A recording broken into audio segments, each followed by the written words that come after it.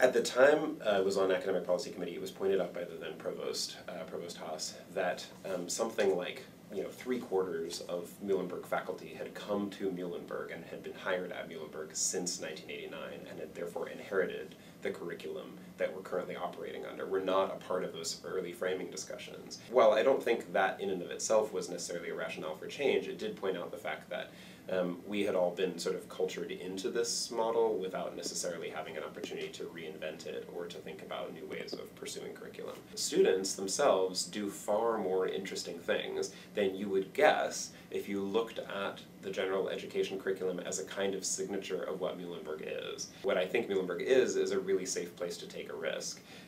And that doesn't really show in the letter designations or the way in which the current general academic requirements are formulated. So I think faculty felt that by changing the general curriculum and bringing it more into alignment with what we say we're about and what students seem to want from us, that we might actually be able to move forward and do even more risk-taking, get your sort of more interesting, complicated students who want to work in ways that far exceed what that structure can provide. I never would have come to Muhlenberg if it had been a 4/4 teaching load with a not very strong scholarship expectation. And I think that's important to say because although that got faculty buy-in, that started to change the kind of faculty member who Muhlenberg and a lot of other institutions like Muhlenberg started to recruit at the end of the 80s. So I would say, if anything, the biggest outcome of the change for faculty maybe wasn't so much about the ideology of the liberal arts, though that was what the spirit of the curriculum was, but more a very pragmatic reality of a change in job function and a change in culture about faculty expectation and the kind of faculty member who might come here. We're already doing that on the ground. The thing to do now is to make that reflected in our curriculum. Because remember, the curriculum is not just what we're going to advise students to take, but the curriculum is making a statement about who we are collectively as a faculty, as an institution. These are the things that we think all Muhlenberg graduates should have. These are the experiences they should have. So to highlight that in the curriculum is not to reinvent things that we currently are not doing, but actually to focus on things that we're doing and give them a much more prominent place in the general education curriculum. We are doing these things. Now let's put everybody on notice and this is what we're standing for.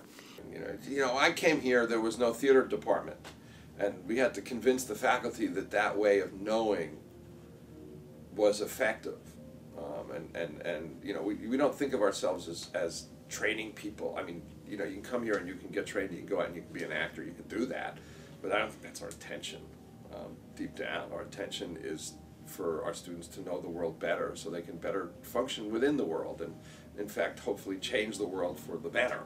I mean, that's the agenda of a church-related liberal arts college. I think that we, as faculty, are so blessed and lucky that nationally we work at largely non-profit universities and colleges. We are totally self-regulating. Randy is not our boss, right? The president is not the boss of the faculty at any university.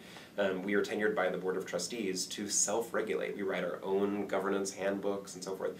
And we own the curriculum. The curriculum is something, that's our job. That's like the third of teaching. Like, the curriculum, in this important way, in the way that money is a fiction in an economy, the curriculum is a fiction. It's about belief. It's about what we as faculty believe and promulgate into the system of the college. It's not about what students expect.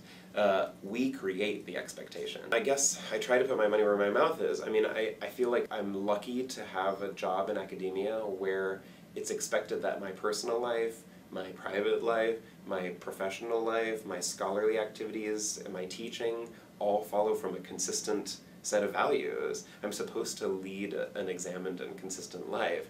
So I feel like I've put a lot of my beliefs about interdisciplinarity and inequality and critical thinking toolkit and so forth into neuroscience. So I guess I hope that the new curriculum is well aligned with the goals of my own academic program. whether it changes or it doesn't change doesn't matter, because I should be able to take my values into that conversation regardless of what's happening. And so I guess it's important for me to say that even if the general curriculum doesn't change at all, or changes in a way that I think is somehow out of alignment with the goals of the neuroscience program, I trust in my and my colleagues' in neuroscience ability to be able to work in any system to bring the values of the liberal arts to the forefront and to make that chief in the conversation.